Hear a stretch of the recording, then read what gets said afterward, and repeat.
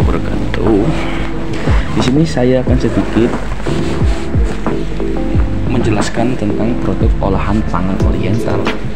Jadi, pengenalan oriental produk mengenal budaya. Yang pertama itu mengenal budaya. Jadi, produk olahan pangan oriental mencerminkan budaya dan tradisi masyarakat di Asia Timur. Setiap negara memiliki ciri khas dalam bahan baku dan teknik pengolahannya. Misalnya, nasi goreng di Indonesia berbeda dengan nasi goreng di Thailand. Adapun rasa dan tekstur itu sangat berbeda. Makanan oriental menawarkan berbagai rasa dan tekstur yang unik, mulai dari manis, asin, pedas, hingga asam. Bahan baku yang digunakan juga beragam, seperti rempah-rempah, seafood, sayuran, dan daging.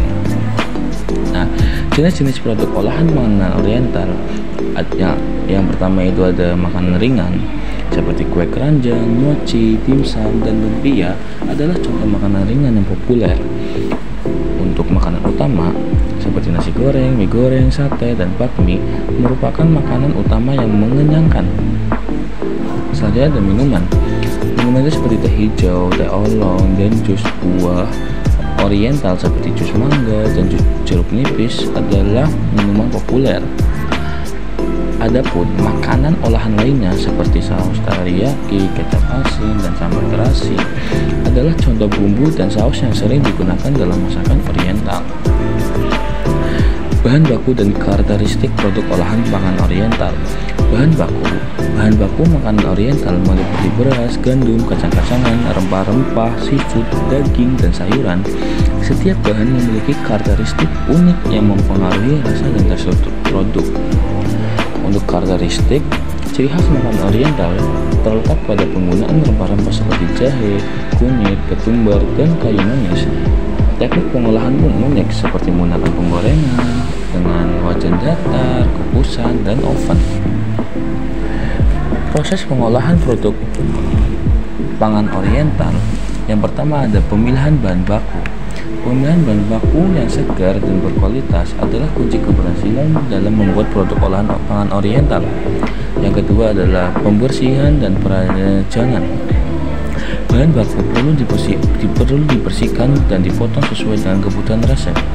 Yang ketiga ada pengolahan.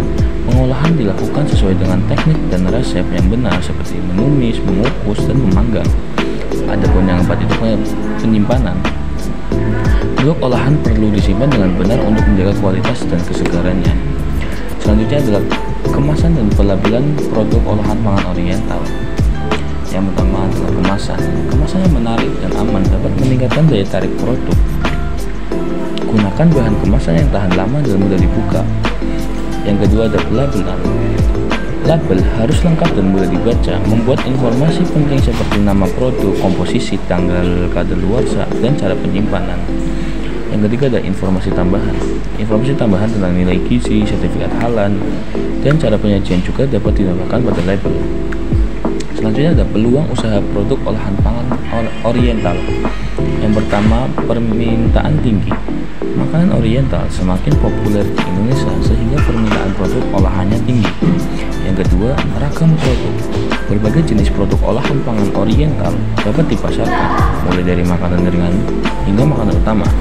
Yang ketiga, margin keuntungan. Usaha produk olah panganan oriental memiliki margin keuntungan cukup menjanjikan. Selanjutnya, analisis kelayakan usaha produk olahan panganan oriental. Yang pertama, pasar. Lakukan analisis pasar untuk mengidentifikasi target konsumen dan kebutuhan mereka. Yang kedua, produksi. Tentukan kapasitas produksi, bahan baku, dan proses pengolahan yang efisien. Yang ketiga, keuangan. Hitung biaya produksi, harga jual, dan estimasi keuntungan. Yang keempat, risiko. Identifikasi risiko yang mungkin muncul seperti persaingan dan perubahan tren konsumen. Selanjutnya, strategi pemasaran produk olahan pangan oriental. Yang pertama, promosi.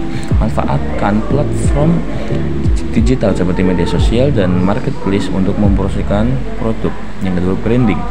Bangun citra merek yang kuat dengan desain kemasan dan nama produk yang menarik. Yang ketiga, relasi.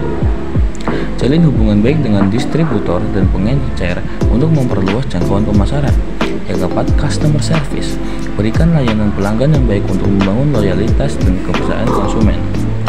Selanjutnya, kesimpulan dan saran. Produk olahan pangan oriental memiliki potensi pasar yang menjanjikan dengan analisis pasar yang tepat, strategi produk dan pemasaran yang efektif, dan pengolahan keuangan yang baik. Usaha produk olahan pangan oriental dapat sukses. Sekian dari saya. Wassalamualaikum warahmatullahi wabarakatuh.